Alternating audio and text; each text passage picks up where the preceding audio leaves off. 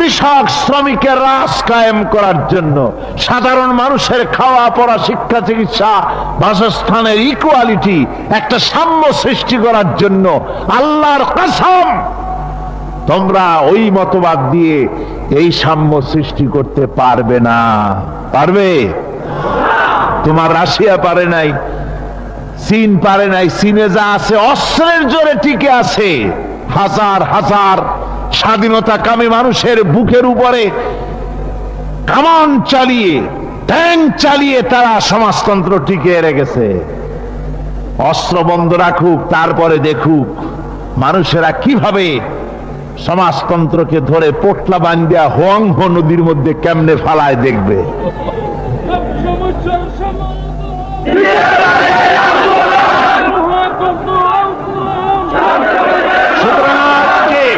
আমি যুবক ভাইদের বলবো, যুবক ভাইয়েরা, ওই রাজনৈতিক ব্যবসায়ীদের কথার পেছনে পড়ো না, ফিরে আসো ইসলামের দিকে, কোরআনের দিকে। তোমার শক্তি সবটুকু এখানে লাগাও, এখানে আন্দোলন করো। তুমি দেখো না তোমার নেতারা বলে মার্কসের কথা, লেনিনের কথা, মাও সেতুংয়ের কথা। আমরা কি মার্কস, লেনিন, মাও সেতুংয়ের কথা বলি? কন বলি? আমরা বলি সব সময় কোরআনের কথা। কিসের কথা? কোরআনের কথা বলি। আর তোমার নেতারা বলে মানুষের কথা। আমরা মানুষের কথা মানতে যাব কেন? লেনিন, মার্কস, মাও সেতুং, কতবার আমি মাহফিলে বললাম এরা সব কাফের, এরা সব কি? আরে মিয়া, তুমি তো মুসলমানের বাচ্চা, তোমাকে তো একটা মুসলমানের জন্ম দিয়েছে। একটা মুসলমানের জন্মে হয়ে লেনিন আর মার্কসের মতো কাফেরের নেতৃত্ব মানবে, তাদের তৈরি করা আইন কানুনের পেছনে পড়বে, একটু লজ্জাও তো হওয়া উচিত। তোমাদের মনের মধ্যে তো এই বল আসা উচিত, হিম্মত আসা উচিত। রাসূল পাক সাল্লাল্লাহু আলাইহি ওয়াসাল্লাম দুনিয়া থেকে বিদায় হয়ে গিয়েছেন, কিন্তু রেখে গিয়েছিলেন হাতে তৈরি করা একটা বিশাল টিম। তারা হচ্ছেন সাহাবায়ে কেরাম রিদওয়ানুল্লাহ তাআলা আলাইহিম আজমাইন। দেখো, তোমরা কি এরকম একটা দৃষ্টান্ত দেখাতে পারবে সারা পৃথিবীতে? তোমাদের এই ইতিহাস কেন পড়ো না? লেনিন এবং মার্কসের কত সম্পত্তি, কত টাকার মালিক, সমাজ সবাইকে সমান করে দেবে বলে চসেস্কু কিভাবে দেশটারে চষে খাইছে, কিভাবে তাদের রাষ্ট্রপ্রধানরা কত সম্পদের মালিক। এগুলি ওরা বলে ইসলাম যদি আসে তাহলে অমুসলিমদের হবে কি? আরে বাবা, অমুসলিমদের হবে কি? তোমার এত যন্ত্রণা কেন?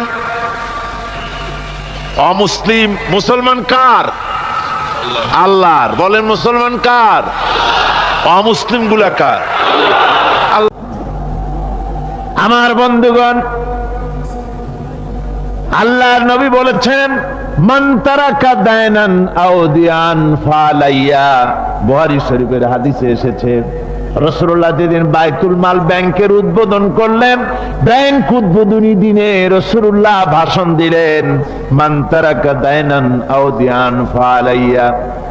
আমার রাষ্ট্রের ভিতরে কোন মানুষ যদি ঋণগ্রস্ত হয়ে মারা যায়, তাহলে ঋণ পরিশোধের অর্থ যদি তার কাছে না থাকে, তাহলে ওই ব্যক্তি ঋণের বোঝা আর তার বিধবা স্ত্রী আর তার এতিম সন্তানগুলি আর তার দায় দায়িত্ব, সমস্ত ঋণের বোঝাগুলি আমি স্টেট প্রধান, আমি মুহাম্মদ সাল্লাল্লাহু আলাইহি ওয়াসাল্লাম আমার কাঁধের উপরে উঠায়া নিলাম। এইটাই হলো ইসলাম। এটা হচ্ছে ইসলাম, হচ্ছে ওয়েলফেয়ার স্টেট। ইসলাম হচ্ছে একটি কল্যাণমূলক রাষ্ট্র। এই কল্যাণ রাষ্ট্রের দিকে আজকের যুব শক্তিকে এগিয়ে আসতে হবে। সমাজ, তোমাদের নেতারা যারা এখনো সমাজতন্ত্রের কথা বলে, ওরা রাজনীতির ব্যবসা করে। কিসের ব্যবসা করে? ওরা রাজনৈতিক ব্যবসায়ী। নিজেদের নেতৃত্ব টিকে রাখার জন্য অহেতুক এখনো সমাজতন্ত্রের বুড়িয়া ওড়ায়। আমার যুবক ভাইরা, আমার যুবক ছেলেরা, কলেজ ইউনিভার্সিটির ছাত্ররা, ফিরে আসো, আল্লাহর দ্বীনের কাছে আসো, কোরআনের কাছে আসো। তোমাদের সাথে আমাদের তেমন কোনো পার্থক্য নাই। তোমরাও চাও শান্তি, তোমরাও চাও তোমরা চাও শান্তি, তোমরা চাও ধনীকে আর গরিবের, ধনী গরিবের ব্যবধান দূর করে দিয়ে সাম্য প্রতিষ্ঠা করার জন্য পাক সাল্লাল্লাহু আলাইহি ওয়াসাল্লাম এমন এক সমাজ কায়েম করেছিলেন। আমার হতাশাগ্রস্ত ছাত্ররা, যেসব ছাত্ররা সমাজতন্ত্র তোমরা করো, যারা সমাজতন্ত্র করতে হতাশাগ্রস্ত হয়েছে, এখন যাব কোথায় বলে হতাশ হয়ে গিয়েছো তোমরা, আমরা তোমাদেরকে দাওয়াত দেই, কোরআনের মাহফিল থেকে দাওয়াত দেই, ফিরে আসো। হতাশ হওয়ার কোনো কারণ নাই। লেনিন মরার, ও মরে গেছে। কার্ল মার্কস মরার, মরে গেছে, পচে গেছে, গলে গেছে, দুনিয়া থেকে শেষ হয়ে গিয়েছে। আল্লাহর নবীর নেতৃত্ব, সূর্য যতদিন উঠবে আর ডুববে, নবীজির নেতৃত্ব শেষ হবে না। ওই নেতৃত্বে আসো, রাসূলের নেতৃত্ব মেনে নাও, কোরআনের শাসন মেনে নাও, তাহলেই শান্তি পাবে তোমরা।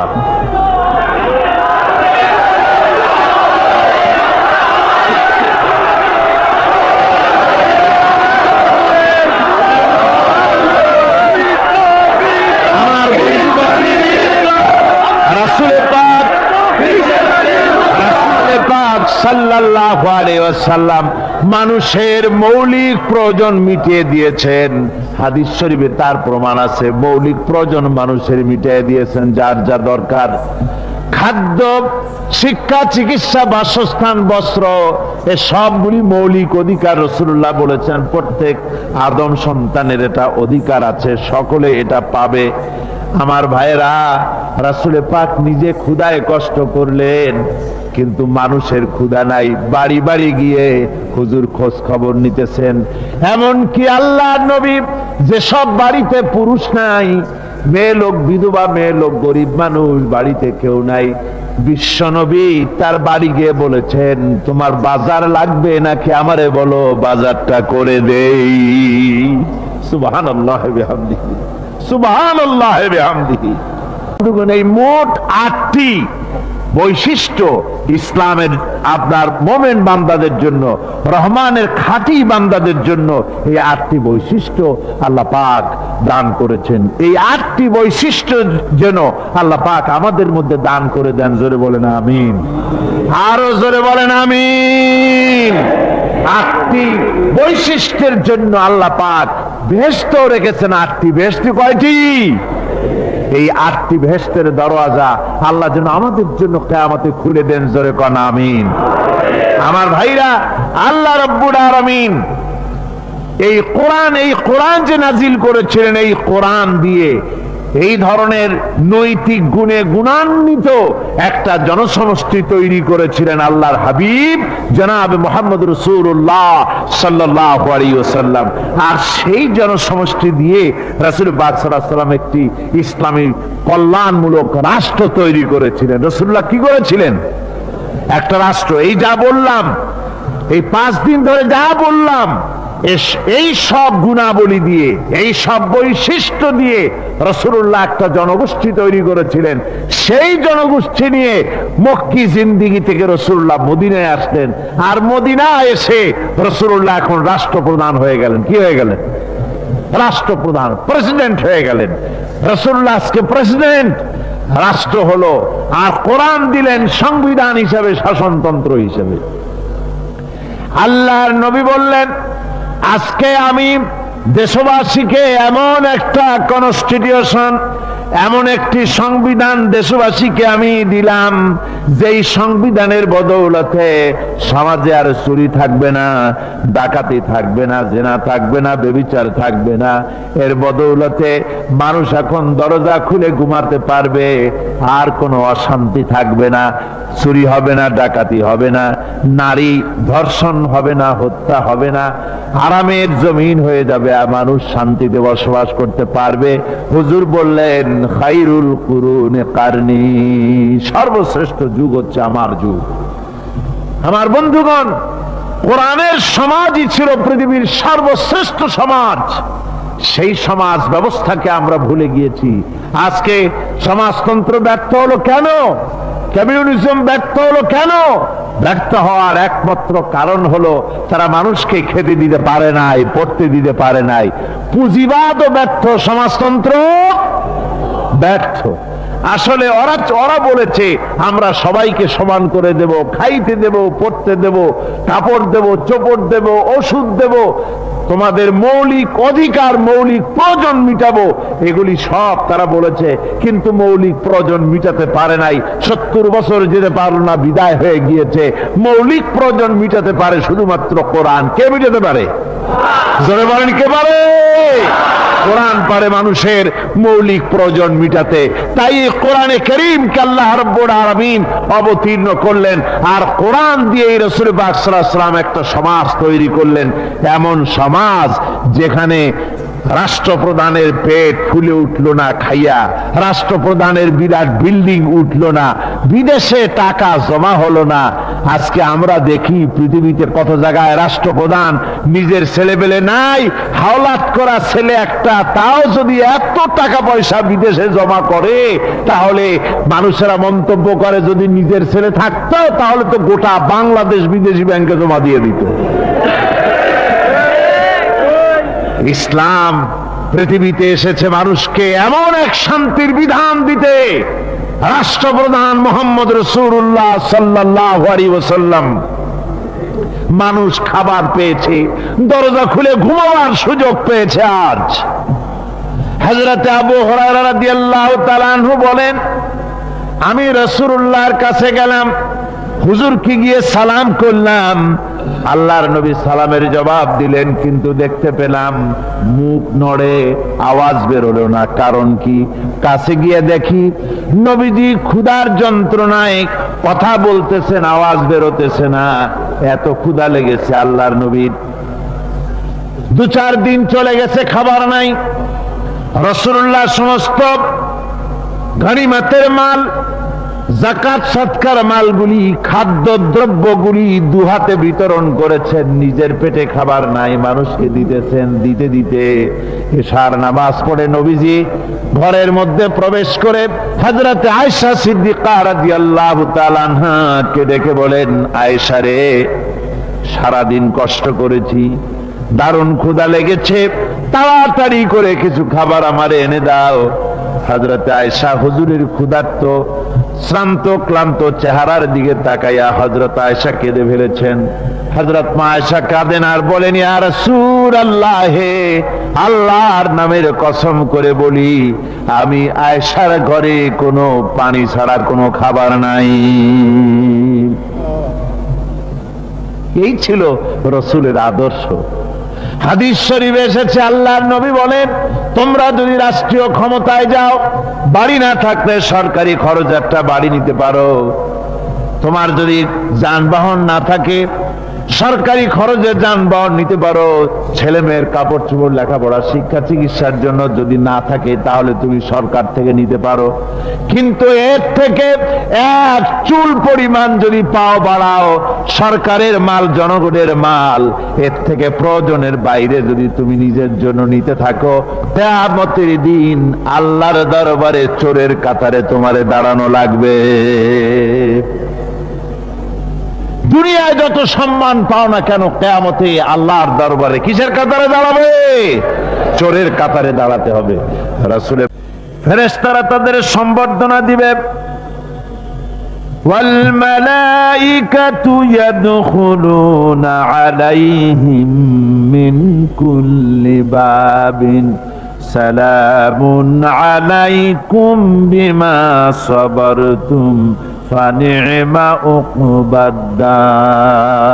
চতুর্দিক থেকে ফেরেশতারা আসতে থাকবে আর তারা সালাম দিতে থাকবে, তাদেরকে সম্বর্ধনা দেবে বেহেশতীদেরকে, আর বলবে তোমাদের জন্য এই পরকালের এই ঘরটাই, জায়গাটা কতই না উত্তম করে আল্লাহ তৈরি করে রেখেছেন। বলেন সুবহানাল্লাহ। সালামুন আলাইকুম। আল্লাহ বলছেন, উলাইকা ইউজসাউনাল গুরফাতা বিমা সাবারু। তোমরা যে সবর এখতিয়ার করেছিলে, সেজন্য আজকে তোমাদের জন্য আমি এই বিরাট নিয়ামত তোমাদের জন্য রেখেছি। দিনকে চালু করতে গেলে, ইসলামী আন্দোলন করতে গেলে বিপদ আসে, আর সেই বিপদে সবর এখতিয়ার করতে হয়। কত ভয় আসে, লোভ আসে, কত কিছু আসে। এগুলিকে উপেক্ষা করে যারা ইসলামী আন্দোলনের জন্য নফসের খাহেশকে, আরামকে হারাম করে দিয়ে আন্দোলনে যারা ঝাঁপিয়ে পড়তে পারে, তাদের জন্য আল্লাহ পাক এই সমস্ত নেয়ামত রেখে দিয়েছেন। قل ما يعبأ بكم ربي لولا دعاؤكم فقد كذبتم فسوف يكون لزاما। ও নবী, আপনি এদেরকে বলেন, আপনি এই লোকগুলিকে বলেন যে তোমাদের ব্যাপারে আল্লাহর কি প্রয়োজন পড়েছে যদি তোমরা আল্লাহকে নাই ডাকো, আল্লাহর কাছে যদি দোয়া না করো, যদি হাত না পাতো, আল্লাহকে যদি না ডাকো, তাহলে তোমাদের দিয়ে আল্লাহর দরকারটা কি?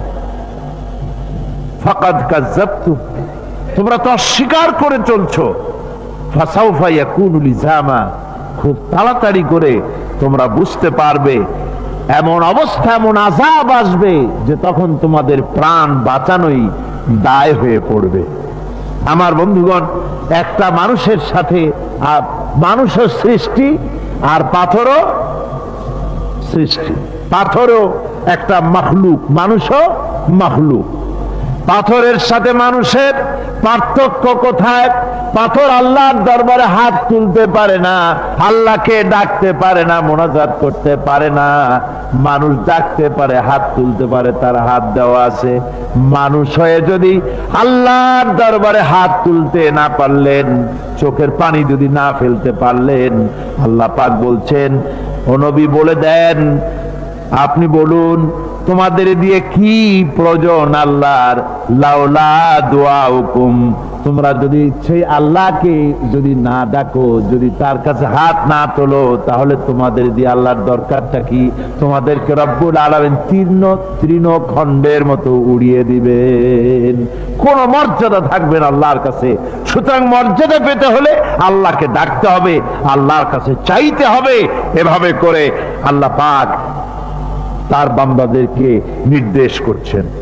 আমার বান্দাদের 7 নম্বরের রহমানের বান্দা, খাঁটি বান্দা যারা, তাদের 7 নম্বরের বৈশিষ্ট্য হচ্ছে এই যে ওই সমস্ত বান্দারা, তাদের কাছে যখন আমার আয়াতকে শোনানো হয়, আমার কোরআন তেলাওয়াত করে আমার আয়াত পড়ে যখন নসিহত শোনানো হয়, তখন তারা বোবার মতো, বধিরের মতো বসে থাকে না।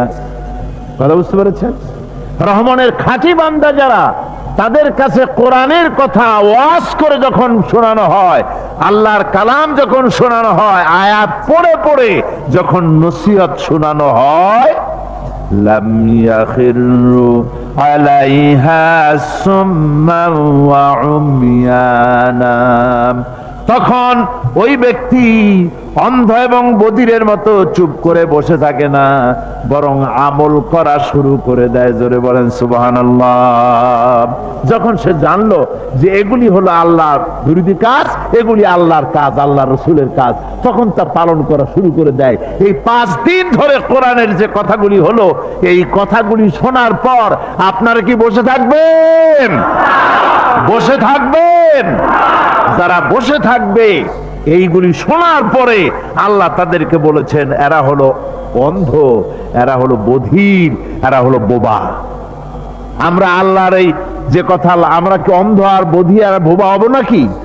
আমরা হব না। আমরা অন্ধ নয়, বধির নয়, বোবা নই, বরং আল্লাহ যা বলেছেন, যা শুনলাম, সামি'না ওয়া আতানা, এই 5 দিন ধরে যা শুনলাম আল্লাহর কথা, কার কথা শুনলাম? আর সমস্ত কথা আমরা আমল করব। জোরে কোন আমিন। আল্লাহ যেন কবুল করেন। জোরে কোন আমিন। আমল করা কি? বসে না থাকা কি? বসে না থাকা হচ্ছে যা শুনলাম, আল্লাহর যা ফরজ, যা হুকুম, তা মানবো। আল্লাহ যা নিষেধ করেছেন তার থেকে ফিরে থাকবো, এটাই হলো কাজ। এরপরে রব্বুল আলামিন বলেন, والذين يقولون ربنا هب لنا من أزواجنا وذرياتنا قرة أعين واجعلنا للمتقين إماما রহমানের বান্দা অষ্টম নম্বর এবং শেষ নাম্বার হচ্ছে এটা বৈশিষ্ট্য এই যে তারা রহমানের যারা খাঁটি বান্দা, আল্লাহর যারা খাঁটি বান্দা, তারা রব্বুল আলামিনের কাছে মুনাজাত করে, আমার রব, আয় আমার আল্লাহ, হাবলানা মিন আজওয়াজিনা ওয়া যুররিয়াতিনা, আমাদের এবং আমাদের স্ত্রীদের আর আমাদের সন্তানদেরকে তুমি দয়া করে আমাদের চক্ষুর শীতলতা বানায় দাও। জোরে বলেন আমিন। ওয়াজআলনা লিল মুত্তাকিনা ইমামা, আর আমার এই সন্তানদেরকে তুমি মুত্তাকিদের ইমাম বানায় দাও। শুধু মুত্তাকি বানায়ও না, মুত্তাকিদের নেতা বানায় দাও। জোরে কোন সুবহানাল্লাহ। এই সূরাটা এইটা তখনকার কথা যখন এই মুমিনদের মক্কি সূরা, তো এটা যখন মক্কা শরীফে দেখা গেল যে মুসলমানেরা, যিনি ইসলাম কবুল করেছেন তার বাপ কাফের, যিনি ইসলাম কবুল করেছেন কারো বাপ কাফের, কারো মা কাফের, কারো সন্তান কাফের, কারো মেয়ে কাফের, কারো জামাই কাফের, সব প্রিয়জনেরা কুফরি হালতে আছে। আর এগুলি দেখে তাদের চক্ষুর মধ্যে কাটা বিঁধতেছিল, চক্ষু জর্জরিত হয়ে যাচ্ছিল। নিজের সন্তানের চেহারা যত ভালো হোক, সন্তান যতই শিক্ষা দীক্ষা থেকে যতই উন্নত আর ভালো হোক না কেন, সে যদি জাহান্নামের দিকে অগ্রসর হতে থাকে, কোন নেককার ঈমানদার পিতার মনে তার সান্ত্বনার কারণ হতে পারে না। সে তখন আল্লাহর দরবারে, আল্লাহ পাক বলেন ওই মুমিন বান্দারা আমার কাছে দোয়া করে যে রব্বুল আলামিন আমার সন্তানদেরকে, আমার স্ত্রীদেরকে আমার চোখের শীতলতা বানাও, তাদের আমল আখলাক কেমন বানাও যাতে আমাদের চক্ষু ঠান্ডা হয়ে যায়। জোরে বলেন আমিন, জোরে বলেন আমিন। সন্তানদের জন্য আল্লাহর কাছে দোয়া করতে হবে। আপনারা দেখেন, চোখের সামনে দেখতে পাচ্ছেন সন্তান সিনেমায় যাচ্ছে, সন্তান নামাজ পড়ে না, সন্তান রোজা রাখে না, সন্তান মানুষের তৈরি করা মতাদর্শের পেছনে স্লোগান দিচ্ছে, দৌড়াচ্ছে, আর আপনি পিতা হয়ে তাকে ঠেকাচ্ছেন না। ওই ছেলে তো জাহান্নামে যাচ্ছে, আপনার দরদ হওয়া উচিত, ওই ছেলেকে ফিরানো দরকার আর আল্লাহর কাছে দোয়া করা দরকার।